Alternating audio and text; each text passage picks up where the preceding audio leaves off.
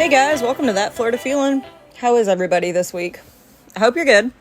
It is super rainy here in Florida. We are not living up to the sunshine state at all, but it happens. Hopefully it becomes sunny again soon because I am already over these like 3 or 4 days of flooding and rain. So, hope everybody's getting a little bit better weather than Florida is right now.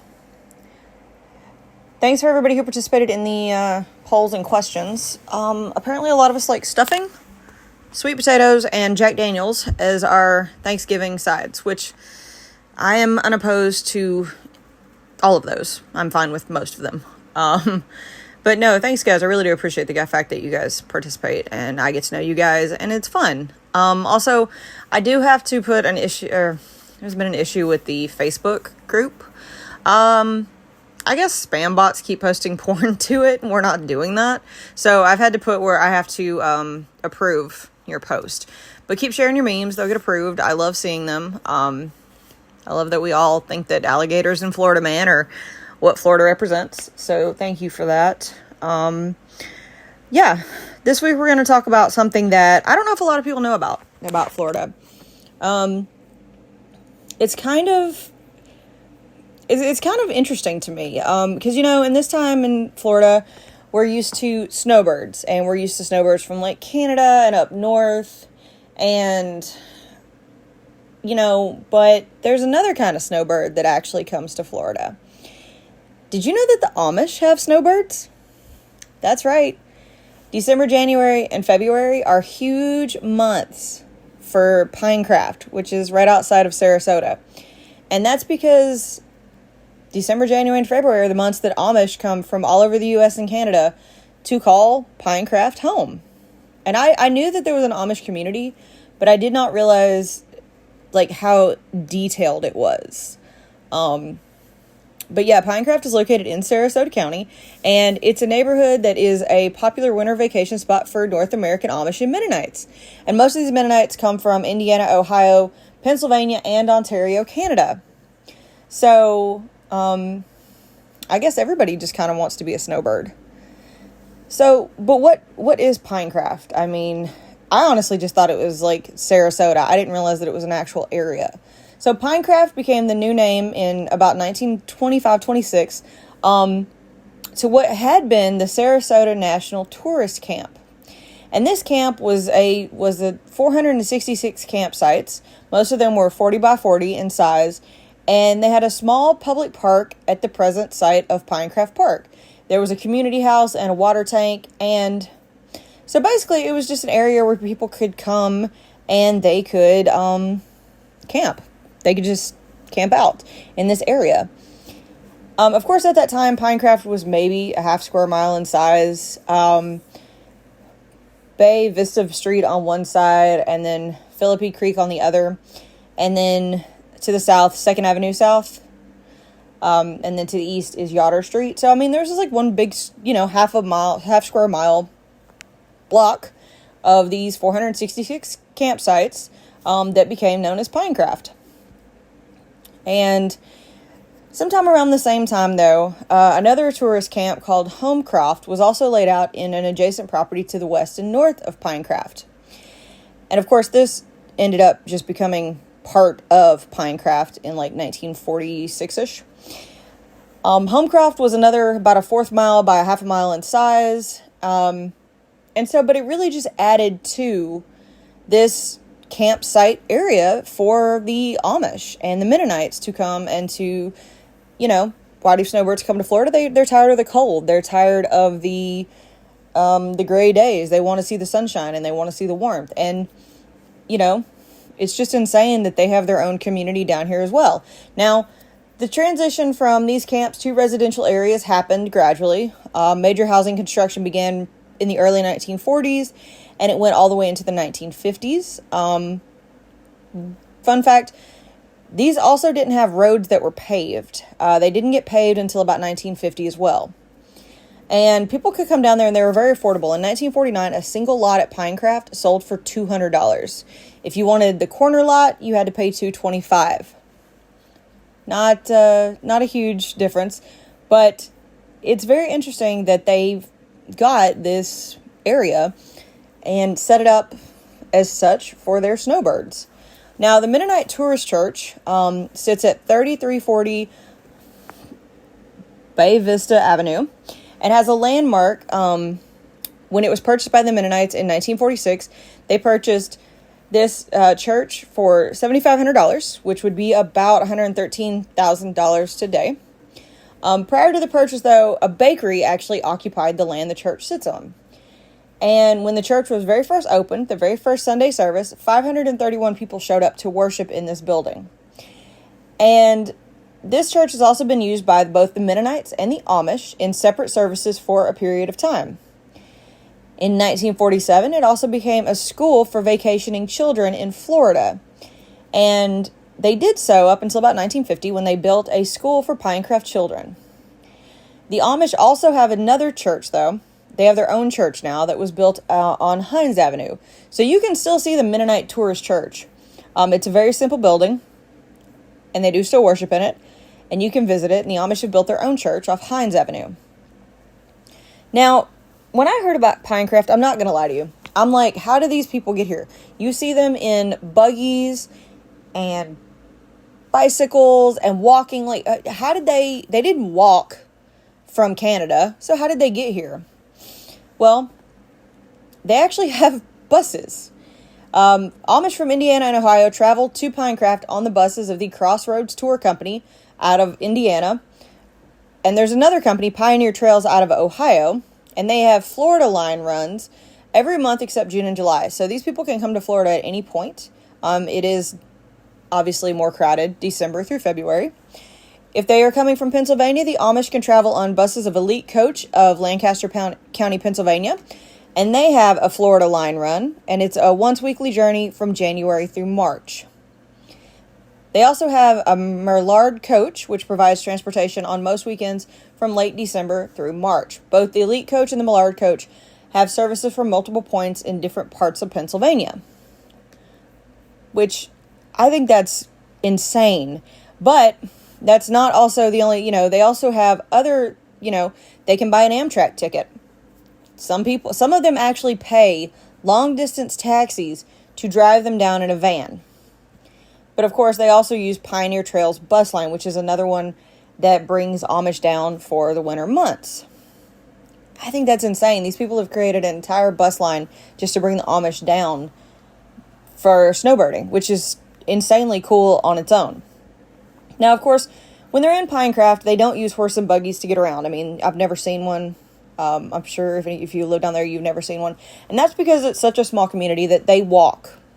If they don't want to walk, some of them do have bicycles when they can get around. And they even go to the beach. That's right, the Amish go to the beach. And that's when they usually take a taxi or a city bus. Many Amish visitors also enjoy spending time at the local parks. You'll see them out enjoying the sunshine. Men play shuffleboards. Teenagers and adults will even be seen playing volleyball and basketball. They also have barbecues. They have barbecues and picnics. And every now and then you can see Amish or Mennonite singers in the Pinecraft Park. So they really do enjoy their their community, their snowbirding community. And I think I don't know why, it just amazes me. Now, Pinecraft is home to several Amish people who stay. They come to Florida and they don't want to go back and they stay. But it's much busier during the time when they take a break from farming or building furniture in their northern communities. Pinecraft also does have its own post office, which is a cute little building. I think it's just such a cute little area of, I keep calling it cute, but it's a quaint little area of Sarasota that is just, you should go and you should see it. And it is a small working neighborhood, so they do have people who still work, and they do still dress in traditional plain clothing and their coverings. So, it's not surprising to see them like walking down the street. It does look a little out of place, but not near Pinecraft. But the thing I think is great about Pinecraft is this, that they have Yotter's Amish Village. And this is one of the handful of Amish restaurants that serve up amazing comfort food. Monday through Saturday. They don't do anything on Sunday. It's not going to be open. But Yotter's Amish Village is been there since 1975, and it is always packed. I have never heard a bad thing about this place. In fact, the best thing I've ever heard come out of Yotter's is definitely the fried chicken.